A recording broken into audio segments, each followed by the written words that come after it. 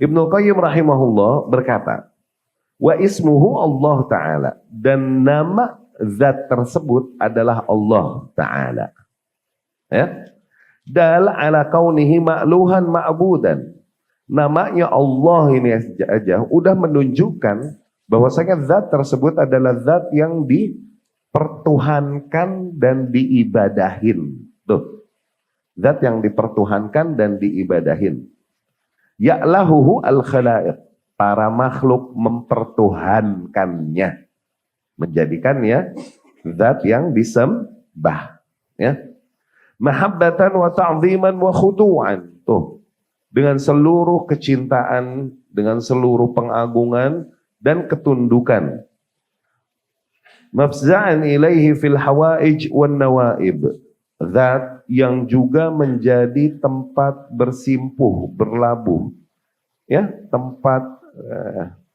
tempat kita memohon, tempat kita menuangkan segala kebutuhan dan mengeluhkan segala musibah. Ya. Dzalik mustalzim likamal rububiyyatihi wa rahmatihi. Nah, kalau kita fahami tadi, Allah adalah zat yang dipertuhankan oleh para makhluknya dan dijadikan sesembahan. Zat yang menjadi tempat seseorang lari dan bersimpuh padanya, memohonkan seluruh kebutuhan dan mengeluhkan seluruh musibahnya. Apabila Allah adalah zat yang demikian, maka Allah adalah harus. Allah demikian adalah harus zat yang memiliki rububiyah yang sempurna dan rahmat yang sempurna. yakni zat yang memiliki kekuasaan total mutlak sempurna atas alam semestanya. Ya. Dan juga rahmatnya harus begitu besar. Karena sifatnya sebagai zat yang dipertuhankan oleh para makhluk dan zat tempat bersimpuh dan mengadu para makhluk. Berarti zat tersebut harus bersifat gitu, memiliki kuasa total mutlak ke atas alam semesta semuanya, dan zat yang memiliki rahmat yang sangat luas. Al-mutadamminaini likamalil mulki wal hamdi. Yang akhirnya dari situ dapat kita simpulkan, zat demikian dia memiliki kerajaan atau kekuasaan yang sangat sempurna dan seluruh sanjungan dan pujian yang sempurna layaknya hanya bagi zat tersebut. Wa ilahiyatuhu wa rububiyatuhu wa rahmaniyatuhu wa mulkuhu mustalzim li jami' sifat kamali. Nah, dan sifat zat tersebut di mana ia adalah zat yang memiliki hak untuk diibadahi. Ia adalah zat yang memiliki kuasa atas apapun yang terjadi di alam semestanya. Ia yang memiliki, mengatur dan mengurus apa yang ada pada alam semestanya. Dan kemudian ia adalah zat yang dengan yang rahmatnya begitu besar dan luas kepada para makhluknya. Dan dia adalah zat yang menguasai dan merajai seluruh apa yang ada ini. Apabila demikian, maka zat tersebut juga harus memiliki seluruh sifat-sifat yang sempurna. Idh yastahil thubut dzalik liman laisa bihayy. Karena zat yang masih memiliki kekurangan nggak mungkin memiliki semua sifat tersebut. Ya, nggak mungkin dia dipertuhan, bisa jadikan satu-satunya yang disembah. Dia diyakini zat yang menguasai, memiliki, mengatur seluruh hal yang ada di alam semesta. Kalau dia masih memiliki kekurangan, nggak memiliki sifat kesempurnaan, nggak mungkin, nggak masuk, falas. Ini kan? Berarti zat tersebut haruslah zat yang memiliki sifat kehidupan yang sempurna padanya, tiada kematian. Hidupnya harus sempurna, nggak putus. Zat tersebut juga harus sangat maha mendengar, nggak ada yang terlewati dari pendengarannya. Zat tersebut juga harus maha melihat. Zat tersebut harus maha mampu. Ya. Maaf, kita ulang lagi susunannya. Karena mustahil sifat-sifat mulia tersebut, bagi zat yang memiliki segala kekurangan misalnya. Misal, zat yang tidak hidup. Nggak mungkin dijadikan Tuhan yang disembah, diyakini sebagai zat yang memiliki dan mengatur apa yang di alam semesta. Nggak mungkin. Zat yang tidak mendengar, tuh zat yang budek. Nggak mungkin dia dijadikan Tuhan yang disembah. Apalagi mengatur, memiliki, mengatur, mengurus apa yang ada pada alam semestanya. Ya, apalagi zat yang tidak melihat, buta. Nggak mungkin dia memiliki sifat sebagai zat yang disembah dan diyakini bahwa ia yang mengatur seluruh alam semestanya. Atau tidak berkuasa, atau tidak bisa bicara, atau tidak bisa melakukan apapun yang dia kehendaki.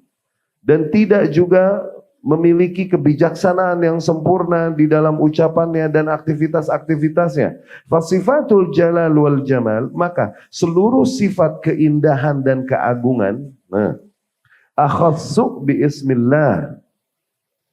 Wa sifatul fi'li wal qudrah wa tafarrud bid dur wan nafa wal ata wa tadbir amr ghairi akhas bi ismi rabb. Maka seluruh sifat keagungan dan keindahan ini lebih kepada Tuhan tersebut sebagai Allah. Sebagai Allah. Jadi pengagungan sehingga dia yang diagungkan dan disembah. Tuh.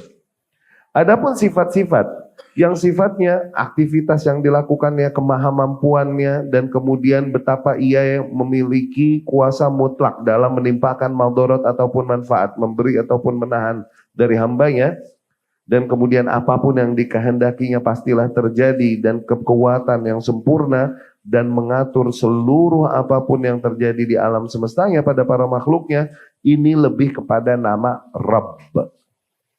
Ya, pada nama Rabb. Wasifatul ihsan, adapun sifat-sifat ihsan, tuh kemuliaan Allah Subhanahu wa taala. Jud, kedermawanan Allah Subhanahu wa taala, betapa Allah zat yang maha seluruh perbuatan baik yang sempurna yang ada padanya. Hanan, ra'fah, lutf, akhas bi ismir rahman. Itu lebih kepada nama Allah sebagai Rahman, sebagai zat yang maha pengasih, ya. Ini lagi berbicara tentang Allah Subhanahu wa taala dari beberapa aspek. Aspek Allah Subhanahu wa taala sebagai zat yang disembah satu-satunya. Nah, ini yang kita bilang tauhid uluhiyah. Nah, itu zat itu yang disembah sebagai zat yang hak untuk yang berhak, yang memiliki hak untuk disembah, diserahkan kepadanya segala bentuk sesembahan. Nah, itulah Allah. Ya. Adapun sebagai zat yang diyakini dan memang dia memiliki kuasa untuk mengatur apapun yang terjadi di alam semestanya, dan dia yang menguasainya, menimpakan madarat, manfaat dan lain-lain.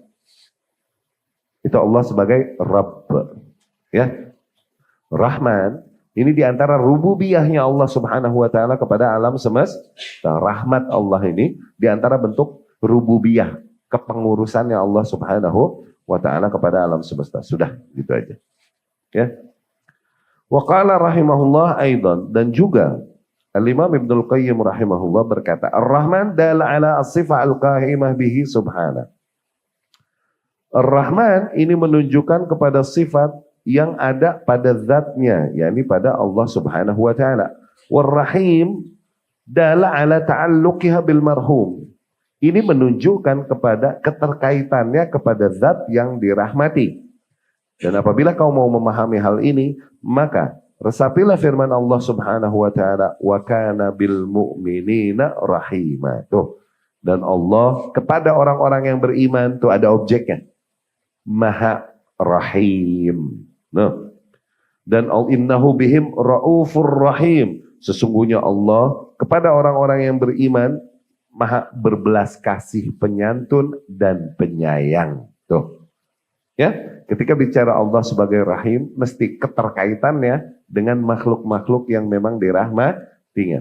Tapi ketika berbicara Allah sebagai Rahman, kalaupun tidak ada objeknya, nggak ada yang sedang disebutkan, Allah tetap sebagai Rahman, zat yang memiliki seluruh sifat rahmat tersebut. Ya, walam yaji qattu rahmanun bihim, nggak pernah ada di dalam Al-Quran Rahmanun bihim, Allah maha pengasih kepada mereka, nggak ada. Kepada orang-orang yang beriman nggak ada. Ada Allah maha penyayang kepada mereka. Ya, kalau mau dibahasakan dengan bahasa kita ya, pengasih dan penyayang. Ya.